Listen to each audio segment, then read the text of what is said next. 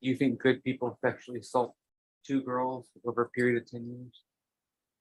All right, the court is calling 2020 CR 4378 and 2020 CR 4377, State of Texas versus Roberto Espinoza. Can I have parties announced for the record for the state, Michael Villarreal for the state. for the defense? Alex Scharf for Mr. Espinosa, ready. All right, and are you Mr. Espinoza? Yes.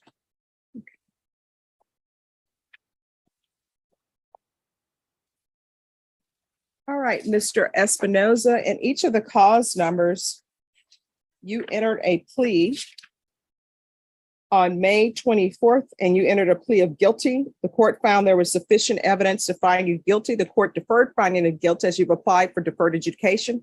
And each of the cause numbers, your punishment is to be assessed at a cap of 12 years. There's a $1,500 fine. State opposes your application. The cases will run concurrent. There's to be Chapter 62 compliance, and there's to be no contact with the complainant or the complainant's family. And you entered a plea to the offense of indecency with the child contact. Have both parties had a chance to review the PSI report, state? Yes, Your Honor. Defense? Yes, Judge. Any objections to the PSI report, state? No, Your Honor. Defense? No. All right, state, you're opposed. Do you have any witnesses? State has no witnesses. All right, defense, do you have any witnesses? Yes, Judge. I'd like to call Dahlia Morales. All right, and if you'll step to the my left, please.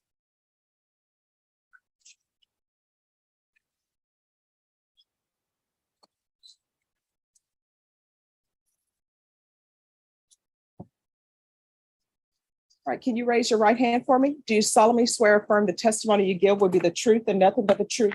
So help you God? All right, I'm going to need you to speak up so the court reporter can hear you, okay? All right, could you state your name for the record, please? Okay. Okay, we can't hear you. louder. We got the fans going, so it's even harder. to hear. All right, defense. All right. Thank you, Your Honor. Ma'am, what's your relationship to Robert Espinosa? And the ex-wife. All right. All right, just one moment. I'm sorry. On the back row, Albert. if you all could keep it down a little bit. Thank you. Yes. Describe to the judge your relationship with Mr. Espinosa. Well, we were married together for about maybe 21 years, married 19, and divorced 2007, I believe. We had a very active life. Our children in sports and nonstop year round. Very supportive and always there for our children. All right. Now,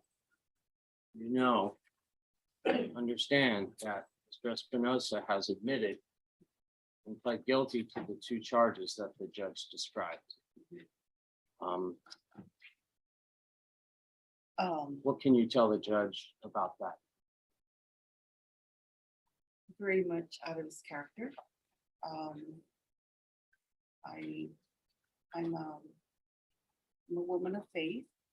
I believe in forgiving and pray that there's a second chance, providing he seeks help.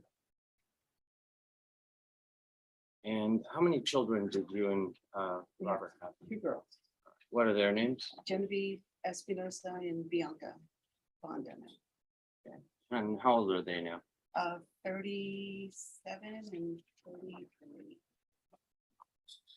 Thank you, ma'am. Pass witness. I Hold on. have some questions for you. Sorry. Are you related to either of the two victims in this case? No. No? And so are you aware of the specific allegations in this case? Am I aware? Yes. Okay. To include that he has sexually assaulted at least 2 girls? You're aware of that? Yes. Okay. And so you're asking for a second chance for him? Okay. If everybody deserves a second chance. So there's nothing that he could have done that would have prevented him from needing a second chance? Anything that he could have done? So if he killed somebody, should he get a second chance? Objection Like I said, irrelevant. I'm a woman of faith. All right, and that'll be I'm very sustained. fair. The objection is sustained. You can ask your next question. I have no further questions. All right, any, Nothing further, Judge. all right, thank you for coming in to testify. Thank you, ma'am. You can be excused if you need to get to work. Okay, thank Call Genevieve Espinosa.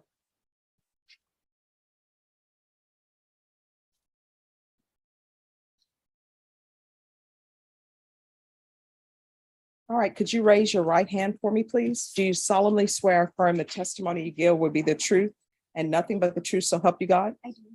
All right, you can lower your hand for me, please. And could you make sure you keep your voice up so that the court reporter can hear? All right, if you could state your name for the record.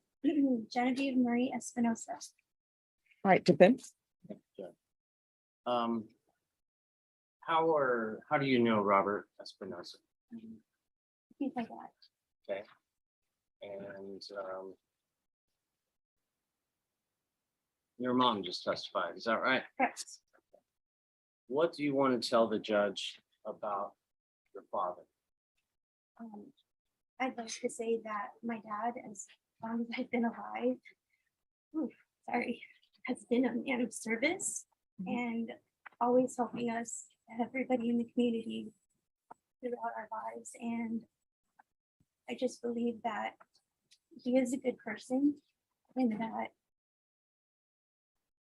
I'm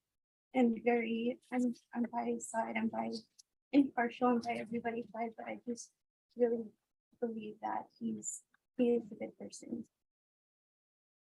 Do you want the judge to send him to prison or to give him treatment on some sort of supervision, court supervision? I agree that treatment is absolutely necessary and that rehabilitation is really important and that he can still be a service to his community, to us, his family, and especially his parents. Okay. What's going on with his parents? They're getting older and a little hard, it's a little harder to make visits, office appointments, just with age in general, they're needing a lot of help. All right.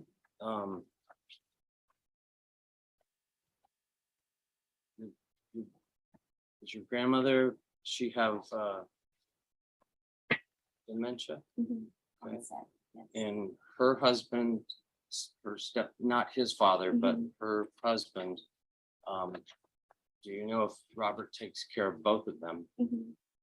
Breakfast, lunch, and dinner every day, making sure they take their meds.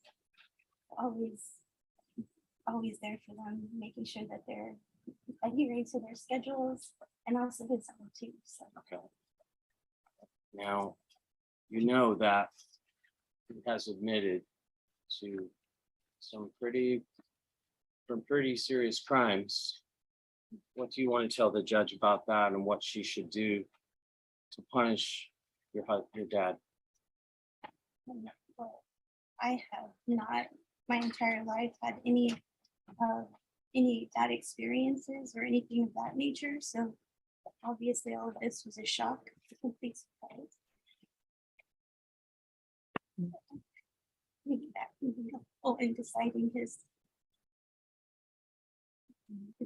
punishment. That's what.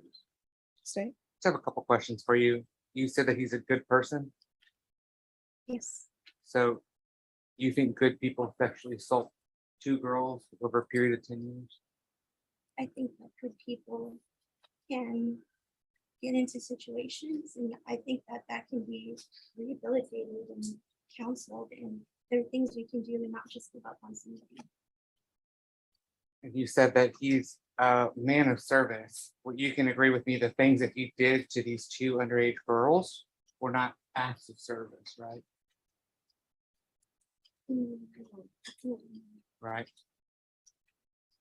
So you're asking this court to give him probation, because essentially what I have down, I understood from your testimony, is that he's a good person and he helped the community. Okay. But you can agree that he's at least ruined the lives of two people. and I can't speak on behalf of anybody else, but we're just asking from our perspective. This is my father, and I want to do everything I can.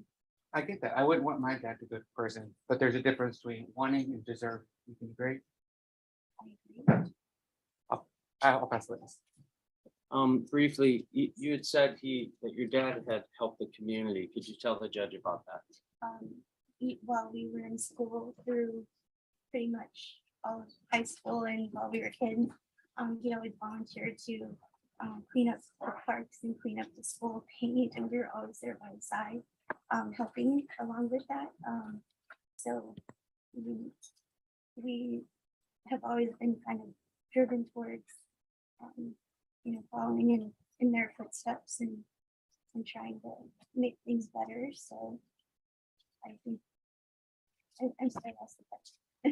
I was just asking how he would help the Oh, community. those definitely in those ways. Thank you, ma'am. No further questions. All right, any further follow-up questions? No. All right, thank you so much for coming in. Thank you. All right, defense, Mr. Espinosa, any other witnesses? that's it. All right, is there anything you wish to say? Say that, I apologize. All right, let me put you under oath. Can you raise your right hand for me, please?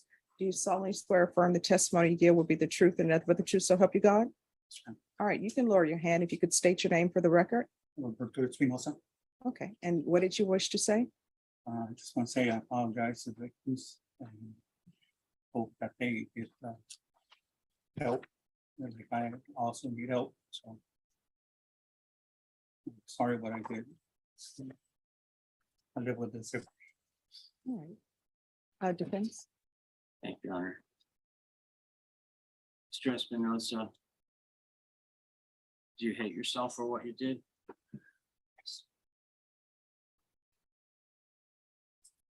All right. Were you ever in the military? Yes, Okay. What branch? Marine Corps, For how long? 6 years. In the Army National Guard for 2 years. And after you finished your service to federal government, did you work for the city of San Antonio? Yes, for 22 years. And what kind of work did you do for the city? Automotive clerk. Explain to the judge what that means. We would maintain city vehicles to be running 24 hours a day. When did you retire? Here 2065. All right. How old are you? Do you have any health issues? Yes, I have diabetes, high blood pressure, cholesterol. Okay. Are you taking medication? Yes, Now, what kind of diabetes? Type 1 or type 2? type 2. Okay. Has that progressed to, has it gotten better or has it gotten worse? And How? medication I was taking wasn't doing its job, so I have to go back and have them reevaluate me for better medication. What is your sugar level? It's about 300. Is that normal? No. What's Sugar level- normal? Sugar level should be under 90 and 100. Your high blood pressure, are you taking any medication for that? Yes, What kind of medication? it's lower my high blood pressure and the cholesterol pills that I take also. Now, you also take care of your mom and her husband. Yes, How old is your mom? she's 82. All right, and why does she need to be taken care of? She's got dementia. Okay, and who's the primary caretaker of her? Her husband was my stepdad, but I usually do most of the scheduling for hospital visits or doctor visits and all that. Okay. Well, and your stepdad, does he have some disabilities? Yes, his left leg is pretty much gone. He has to use a cane or a walker to get around. So it's hard for him to get up with any problem. So if you were taken out of the equation, who's gonna help your mom and her husband? I'll be like, All right, now, prior to entering your plea in this case, how much time in jail did you spend? 9 months. All right. When you finally got out of jail after the 9 months, did you have to wear a GPS monitor? Yes, sir. All right, I've been in November 2020 to this date. okay. You had any violations? No, none whatsoever. Now, let's go back a little bit. Who raised you as a child? My grandmother, Why? my mom wasn't in the picture at that time. Right. She was, I guess, getting remarried and all that stuff, so I didn't have that much. Pretty much raised myself with my grandmother. Where's your dad, your real dad? Supposedly he's in California. I have not spoken to him since the age of, well, I was maybe 11.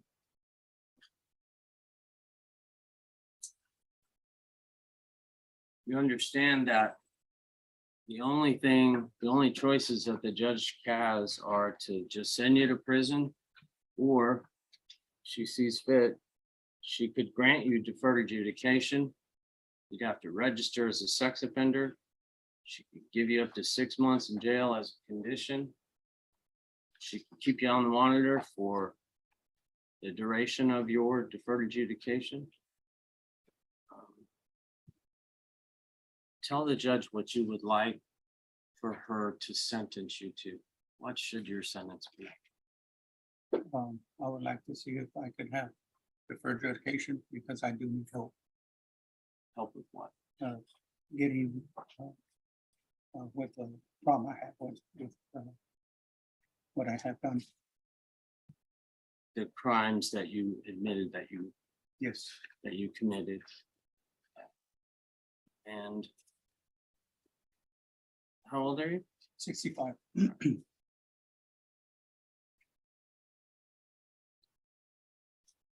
there anything else that you want to tell the judge that I haven't asked you? Just hope the victims get help. And that I also need help, so I'll leave it up to the judge to see what she wants to do. That's all. State. I just have a couple questions for you. What specific help do you need? Just getting back to what a normal human being should be. So you pled to an offense that happened in 2009, correct? Okay. And then in 2013, you were arrested for a different sex offense, right? Why didn't you seek help then? I didn't have the means for that. But instead, you went on and in 2019, you perpetrated against another child, correct? So despite being arrested for a sex offense, you at that point didn't decide to address your behavior. No. So now that you are facing prison time is now when you're thinking that it's the appropriate time to get some help. I think I have what that I want to is to get help. Okay, but you could have done that in 2013, right? Yes. But instead, now that we are facing prison time, now you're asking this court to give you probation so that you can get some help.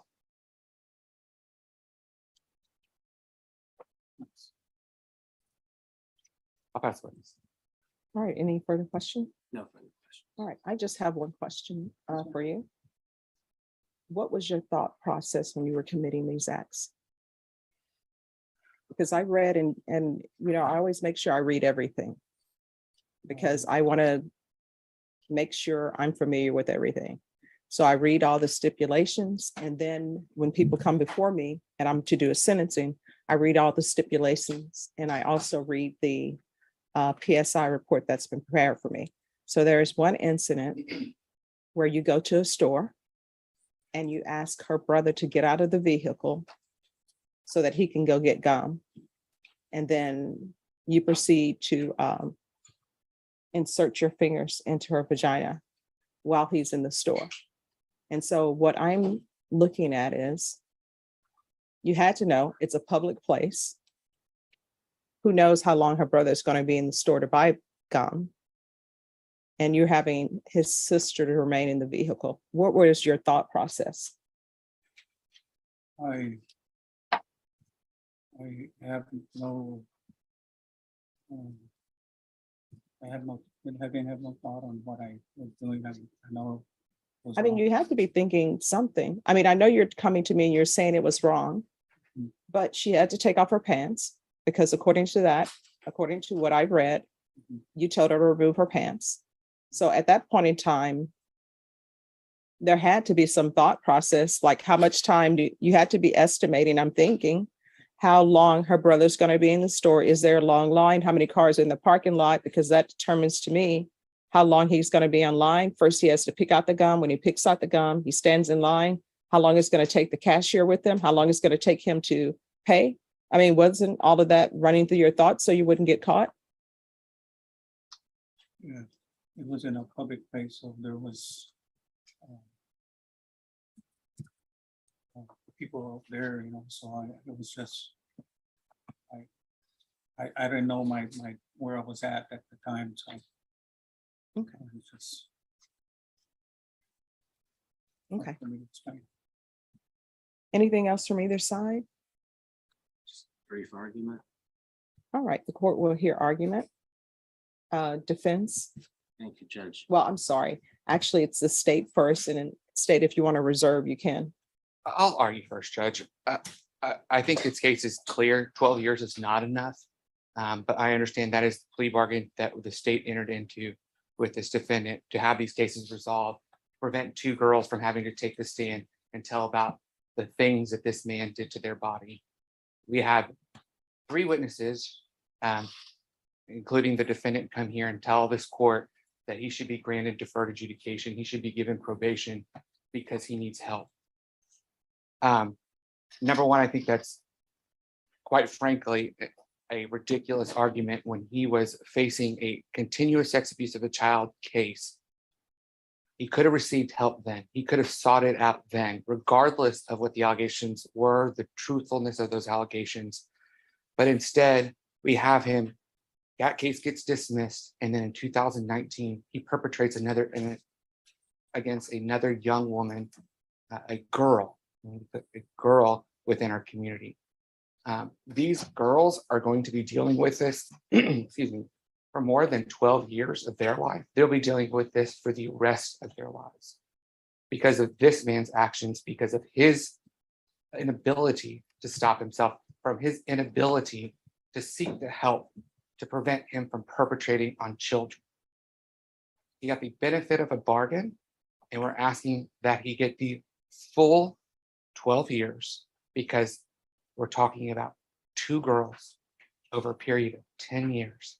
And the allegations in and of themselves are, I think, show the terrible nature which they were committed, especially when you talk about them, like the court pointed out, happening in public, happening in a park when he gives this young girl alcohol and then perpetrates against her and then takes inappropriate photographs of her, then asks those inappropriate photographs to be sent to him. Nothing's going to stop him. And so at least for 12 years, this community can be safe from him perpetrating on another young girl and from him perpetrating and ruining another girl's life and every single life that touches that girl's life. So we're asking that you deny his application and you send him for the full 12 years because he deserves every bit and every day of that 12 years. All right, defense. Thank you, Judge. I certainly understand the prosecution's position. These kinds of crimes can't justify them. can't give excuses. And he's not. He did what he did because there's something wrong with him. And it is something wrong. Deep part of his brain. And I have seen treatment providers, sex offender treatment providers perform and get people to, I'm not going to say 100% normal, but they have taught them how to not do that anymore, to get their minds off that. And they are subject to, you know, you could give him 10 years deferred. All right. He's 65. He's undergoing serious medical conditions, he's taking care of his elderly mom and stepdad. He served our country. He served our city.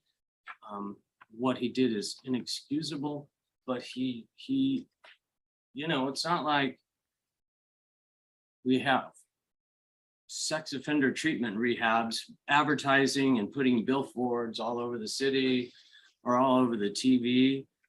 You only really know about it until you really get in the system. And so we've talked about that. And he wants to find out what is my problem? Why am I like this? He hates himself for what he did. He served 9 months in jail during COVID and has been under house arrest since then, Judge. I think you can, you know, temper punishment with rehabilitation in this case.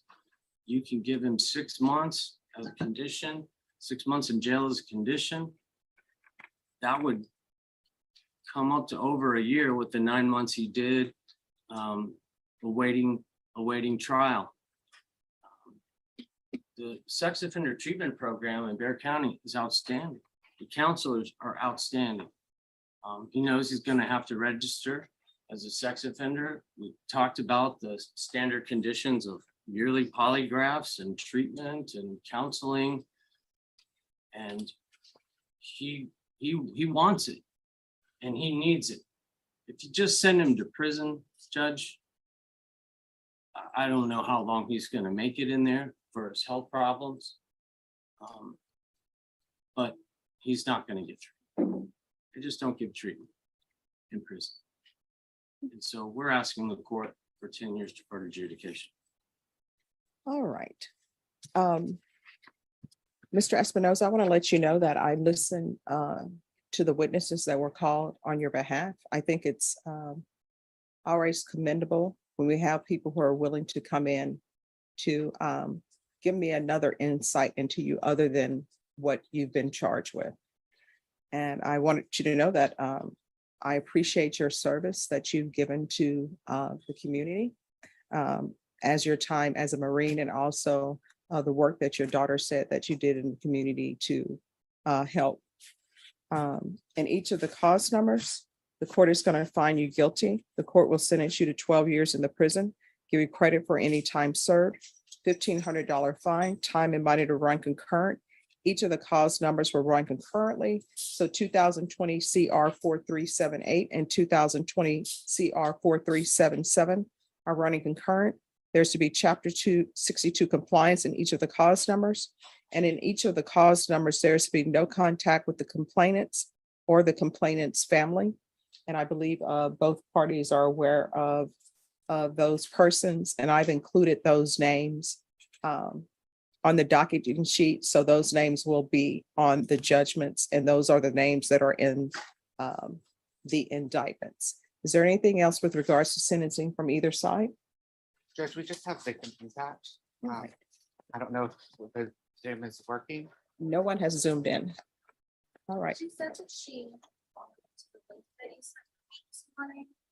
No, no one's in the link. Just give me one moment. In each of the cause numbers, I'm going to show you what's entitled Trial Court Certification of Defendant's Rights to Appeal.